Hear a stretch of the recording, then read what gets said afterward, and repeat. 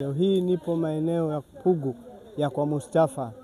Nimekuja kutembelea kwa mwenyekiti wa serikali za mitaa. Hapa tupo maeneo ya nyumbani kwake, tukiangalia mazingira jinsi yanavyoendelea, kwani leo ndio ile siku ya iftari ambaye mwenyekiti wa serikali za mitaa. Hapa nipo na mama yangu mbele yangu, yeye ndiye atanipa mawili matatu kutokana na hicho anachokifanya. Naitwa Rehema Josefu maarufu Makevi, ambaye ni katibu wa umoja wa wanawake tawi la kwa Mustafa. Hapa watu wategemee tu kula iftari kwa kutosha, mambo yote yanaenda vizuri, hakuna kinachoshindikana. Changamoto ni mvua tu na upepo. Kwa majina yangu naitwa Catherine Griven, ni mjumbe wa serikali ya mtaa.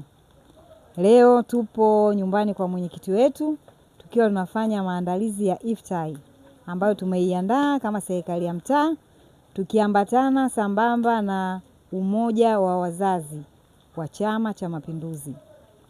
Tupo hapa na mpishi wetu, huyu ni mama, ni mpishi, anapika kwenye masherehe mengi kama mnavyoona, maandalizi mengi, kuna kuku, kuna ndizi, vitu vingi leo vitapatikana mahali hapa.